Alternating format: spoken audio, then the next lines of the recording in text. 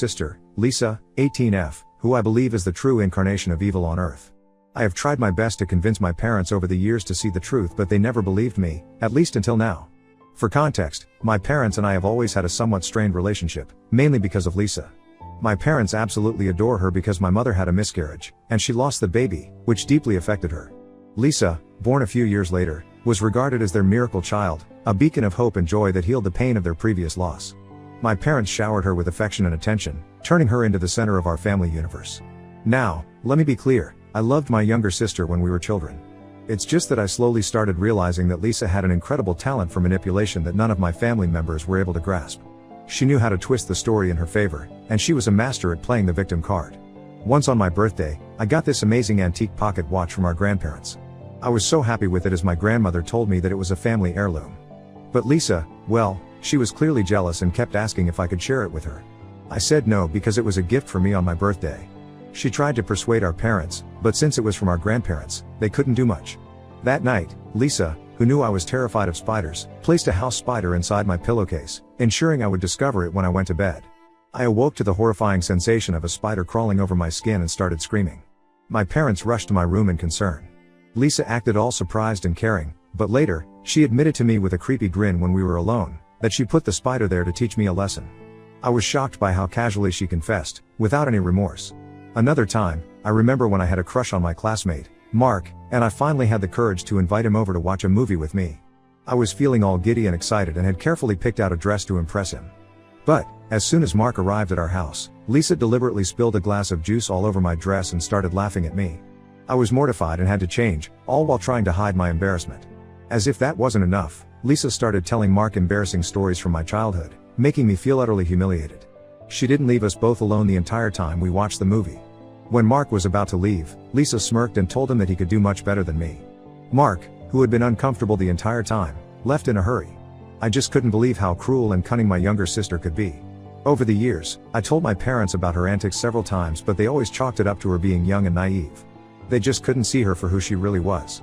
Whenever I complained, they just dismissed me and thought of me as the troublemaker in the family. So, I eventually stopped speaking up about her. Lisa continued being their favorite child, while I, always straightforward, often felt like the outsider in my own family. I focused on my studies and managed to get into a good college. This gave me a chance to move out of our house and have a better life in college. However, every time I returned home during breaks, Lisa made it abundantly clear that she despised having me back in the house.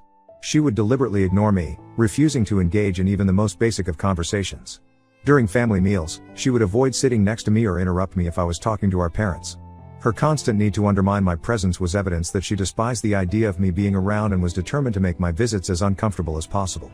Lisa even used to mess with my stuff, pretending that she needed to borrow things, but would often damage them or lose them instead.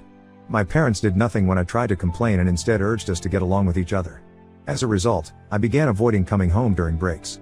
I would come up with excuses to spend my breaks with my college friends' families instead. Truth be told, my parents didn't mind as much and chalked it up to me being independent and wanting to enjoy some time away from home. When Lisa graduated from high school, she didn't have the grades for college, so she settled for community college instead. This meant that she never had to move out of our parents' place. These days, I am working at a multinational corporation in San Francisco, and I genuinely enjoy my job. I sometimes stay in touch with my parents, but I rarely visit back home.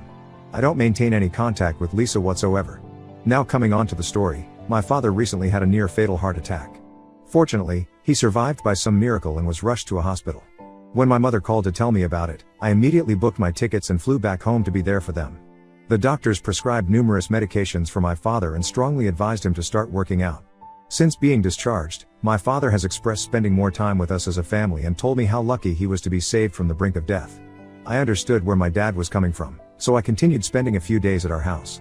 My job has the option to work remotely, so it was no problem. However, I noticed that Lisa was deeply agitated that I was back. I tried my best to avoid her because we were both older now, and I didn't want to argue after our dad's heart attack. One morning during breakfast, my father suggested that we all go on a family vacation as it had been a long time since we all went somewhere together. Initially, I had my reservations, but knowing how important it was to my dad, I agreed. As for Lisa, well, she wasn't thrilled about it, but she had no choice but to go along with the plan. My father made all the arrangements for our flights and accommodations.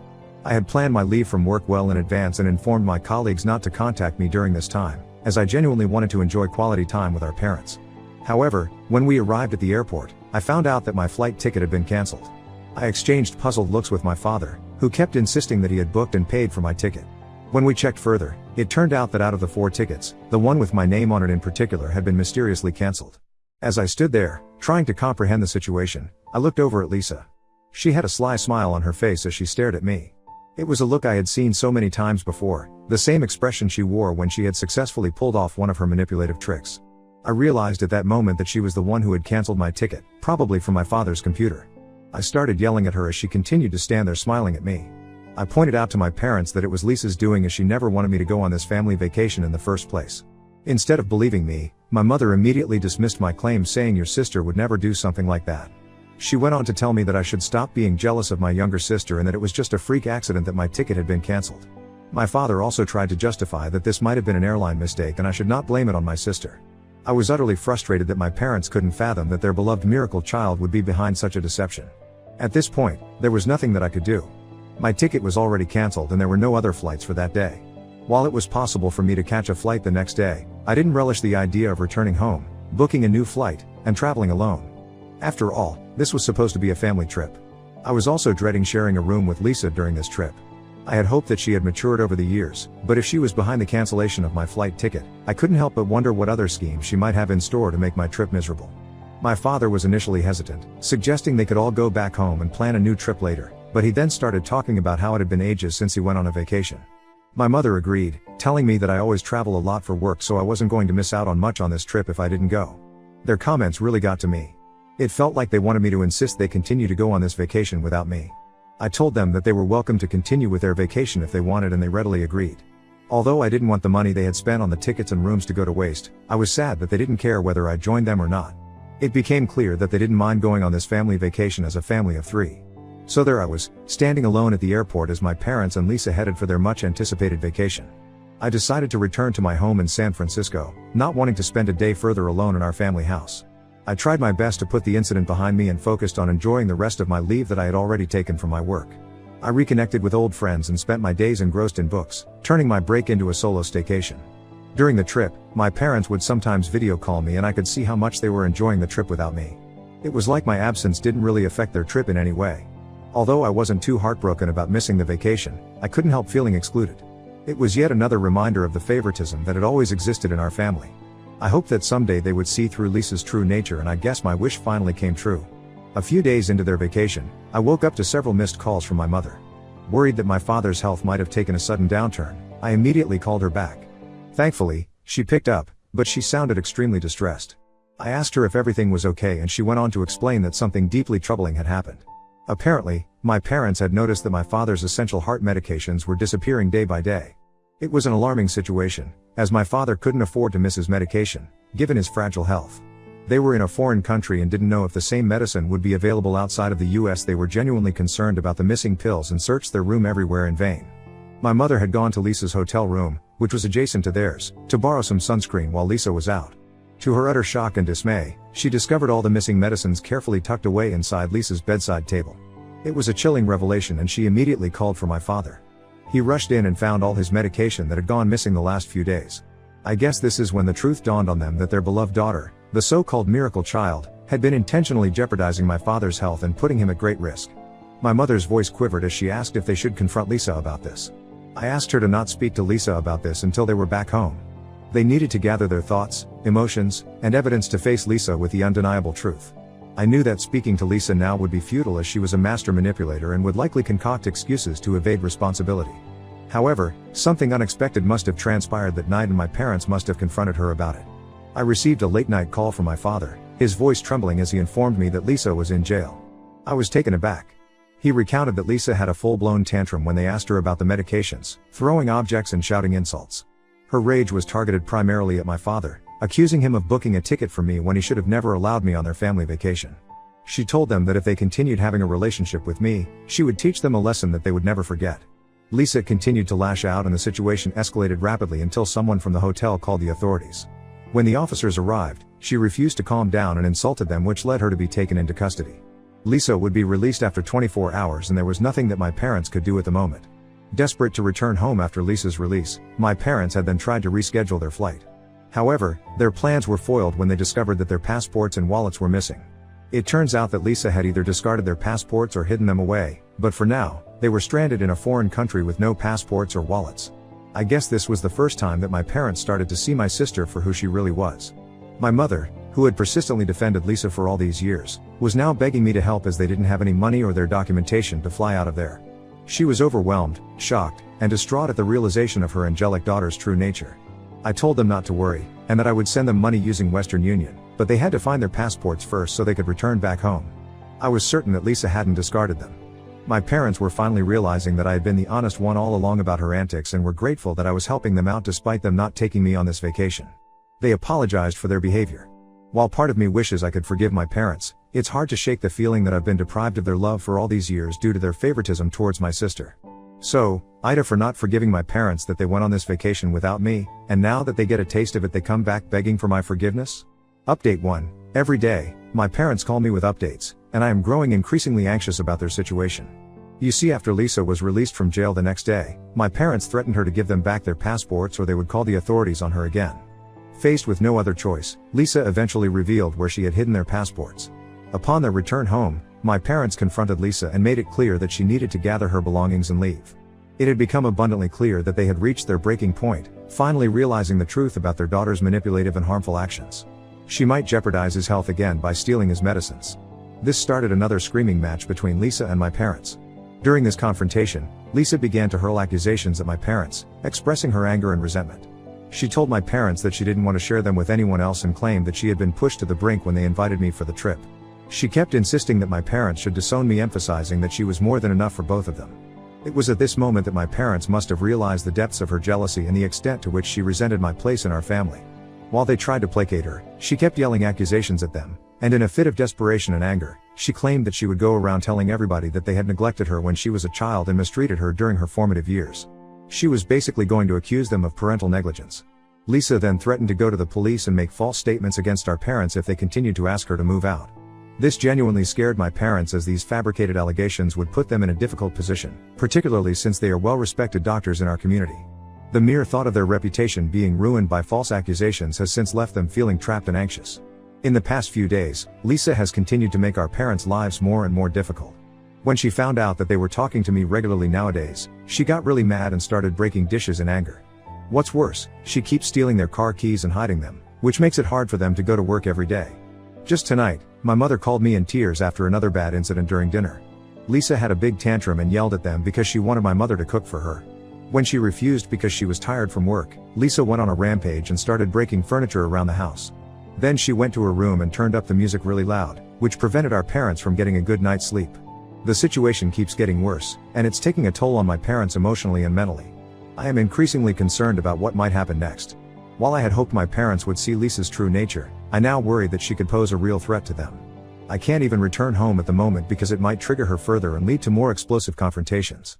I'm doing my best to persuade my parents to consult with a lawyer so we can find a permanent solution to this ongoing crisis. The legal route seems like the best way to protect my parents and restore peace to our family. Update 2. Lisa has been arrested. As many of you predicted, with Lisa's increasing antics, this was bound to happen.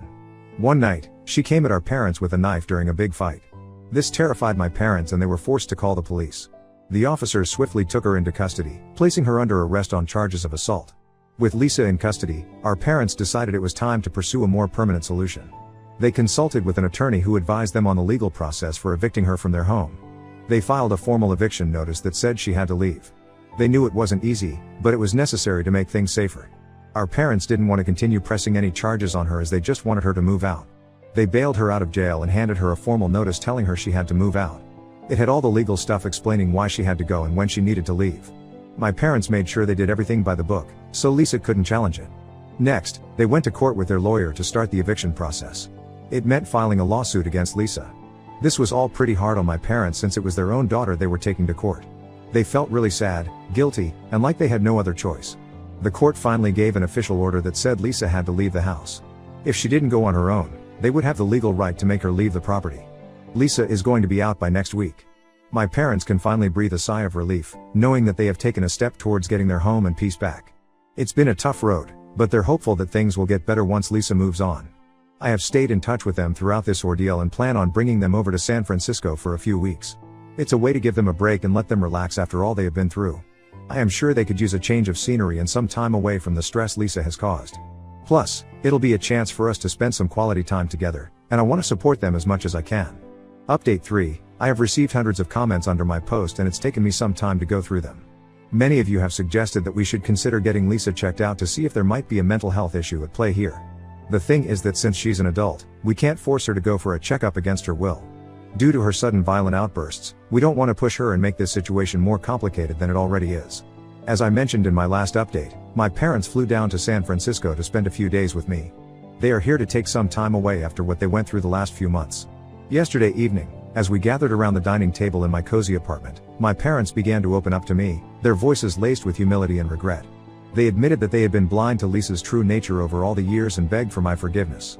My father expressed his remorse for not heeding my warnings earlier. He admitted that they never expected Lisa to turn out this way and were unable to see the truth that lay beneath her charming facade.